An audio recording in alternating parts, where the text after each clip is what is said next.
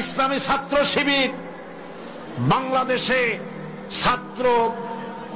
ছাত্র অঙ্গনে শিক্ষা প্রতিষ্ঠানে আল্লাহর এক নিয়ামত, আলহামদুলিল্লাহ বলেন। এই নিয়ামতের কাছে, ইসলামের কাছে আসতে না পারে সেজন্য বলা হয় মৌলবাদ আর সন্ত্রাস। শিবিরের কাছে আসতে না পারে সেই জন্য বলা হয় এরা হাত কাটে আর রক কাটে। আমি বলি এই কথাটা হলো একটা চালাকি কথা। হাত কাটা গলা কাটা এটা সহজ না পেটের মধ্যে ছুরি মারা বা গুলি করে মারা সহজ? কোনটা সহজ? তো হাত কাটা আর গলা কাটা গুলি বলে কেন? হাত কাটতে কাটা কত বড় মুসিবত, তারে 4-5 জনের ঠাইসে ধরা লাগবে। তাছাড়া কেউ কি বলবে যে আসছেন যখন আপনি হাতটা কাটিয়ে দিয়ে যান, এরকম বলবে কেউ? 4-5 জনের ঠাইসা ধরবে, মুখের মধ্যে গামছা ভরবে, তারপরে হাত কাটবে বা রক কাটবে, পায়ের রক, হাতের রক, এভাবে কাটবে। এত ঝুঁকি নিতে যাবে কেন?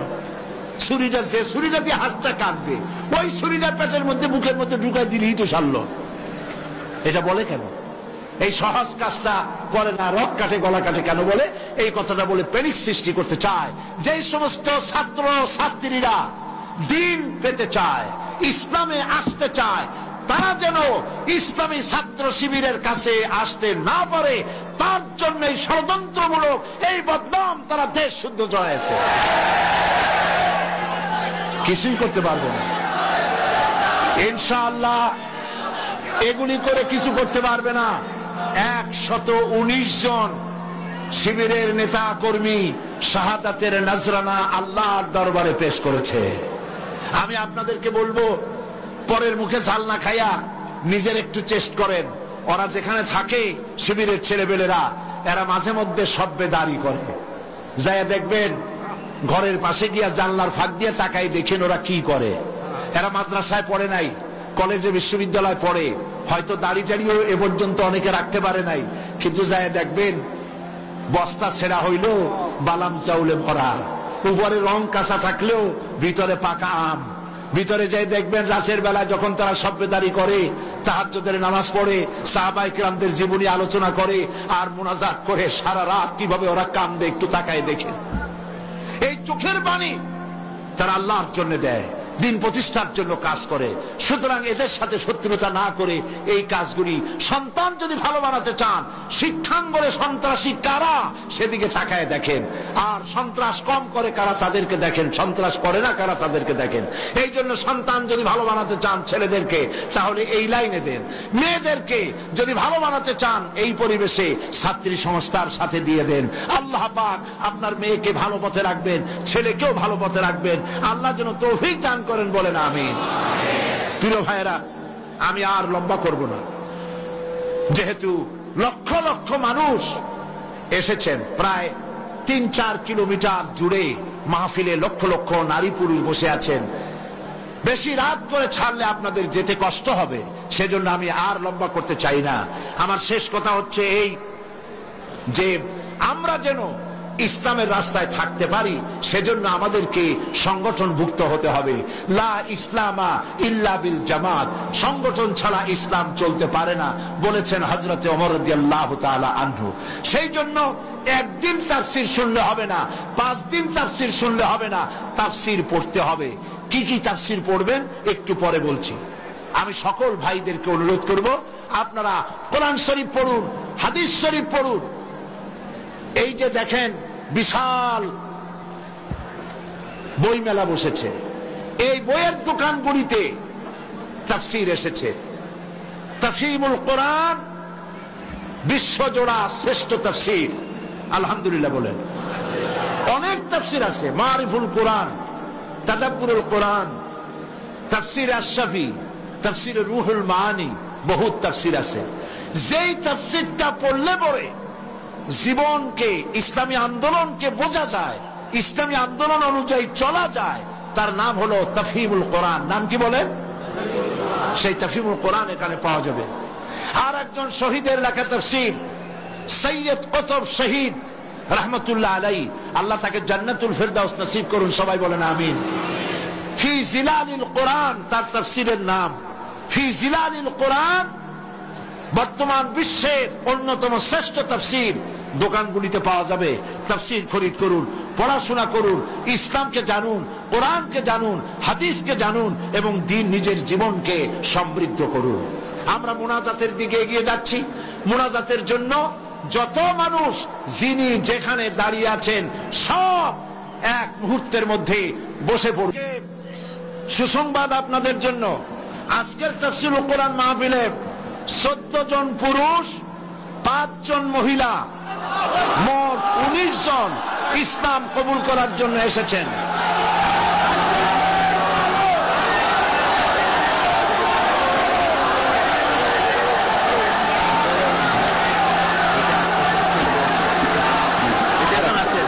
তাহলে কয়জন হলো?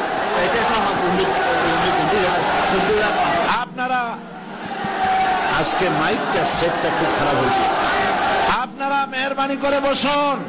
আপনারা দাঁড়ালে থামুন। আপনারা যদি দাঁড়ায় থাকেন তাহলে এই 14 জন মেহমান আমাদের ভাই, ওনারা ইসলাম কবুল করবেন। আপনারা দেখবেন কেমনে? যারা দাঁড়ানো আছেন বসেন, দাঁড়ানো ভাইরা বসুন, সবাই বসুন। 5 জন মহিলা আছেন মহিলা প্যান্ডেলে, আর 14 জন পুরুষ এসেছেন মঞ্চে। তাহলে কজন হলো? মোট 19 জন। আমি নাম বলছি: সুমন বড়ুয়া, পিতা কিন্তু বড়ুয়া, গ্রাম বাগাবিল রাঙ্গুনিয়া, চট্টগ্রাম। বর্তমান নাম পছন্দ করেছে মোহাম্মদ সিরাজুল ইসলাম। প্রসেনজিৎ চৌধুরী, রামপদ চৌধুরী, হিন্দু ধর্ম। বর্তমান নাম পছন্দ করেছে মোহাম্মদ মঈনুদ্দিন, বাড়ি আনোয়ারা, চট্টগ্রাম। লিটন দাস, পিতা পলাশ দাস, বাড়ি রাঙ্গুনিয়া, বর্তমান নাম মোহাম্মদ হাসান। তুষারকান্তি রায়, পিতা অটল কৃষ্ণ রায়, বাড়ি চেউড়িয়া সন্দ্বীপ, বর্তমান নাম মোহাম্মদ নুরুল আমিন। স্বপন কুমার নাথ, পিতা মৃত চন্দ্রমোহন নাথ, বর্তমান নাম পছন্দ করেছে মোহাম্মদ আব্দুল্লাহ। রতনচন্দ্র দত্ত, মৃত ধীরেন্দ্র চন্দ্র দত্ত, বাড়ি ঈশ্বরগঞ্জ, ময়মনসিংহ, বর্তমান নাম পছন্দ করেছে মোহাম্মদ আসলাম উদ্দিন। তপন চন্দ্র শীল, পিতা শীতল চন্দ্র শীল, উত্তর আলমপুর, দাগন ভুইয়া, বর্তমান নাম পছন্দ করেছে মোহাম্মদ জাহিদুল ইসলাম। পরিমল বড়ুয়া, পিতা দয়াময় বড়ুয়া, পশ্চিম শিলক রাঙ্গুনিয়া, বর্তমান নাম আহমদ মুসা। নারায়ণ চন্দ্র দে, পিতা প্রেমানন্দ দে, বাড়ি খোরশকোল, কক্সবাজার, বর্তমান নাম মোহাম্মদ শহীদুল ইসলাম। উত্তম দাস, পিতা দিলীপ কুমার দাস, বাড়ি কদুরখিল, বর্তমান নাম মোহাম্মদ সাইফুল্লাহ মানসুর। রামকৃষ্ণ রাজীব চন্দ্র দাস, পিতা রামকৃষ্ণ সবুজ চন্দ্র দাস, বাড়ি কচুয়া, বর্তমান নাম মোহাম্মদ মেহেদি হাসান। লিটন বড়ুয়া, মৃত সুধীর রঞ্জন বড়ুয়া, বাড়ি চাট্রাপটিয়া, বর্তমান নাম মোহাম্মদ সিরাজুল ইসলাম। লক্ষ্মী বিশ্বাস, পিতা দুলাল বিশ্বাস, বাড়ি হলো রাউজান, বর্তমান নাম জান্নাতুল ফেরদাউস। পুতুল রানী সরকার, পিতা সুনীল সরকার, বাড়ি আখাউড়া, বর্তমান নাম জান্নাতুল নাঈম।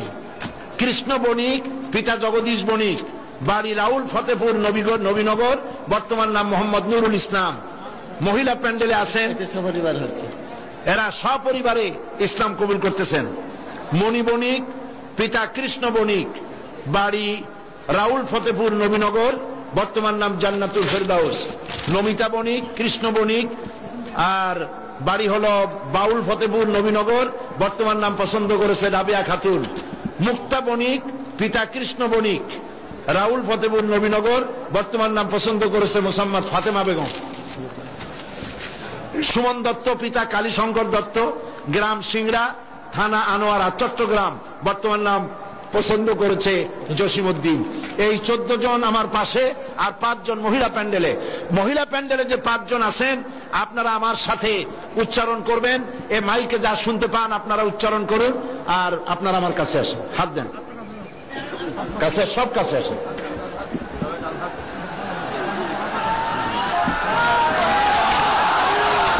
লা ইলাহা ইল্লাল্লাহু মুহাম্মাদুর রাসূলুল্লাহ। আল্লাহ ছাড়া কোন ইলাহ নাই, মাবুদ নাই, মুহাম্মদ সাল্লাল্লাহু আলাইহি ওয়াসাল্লাম আল্লাহর রাসূল।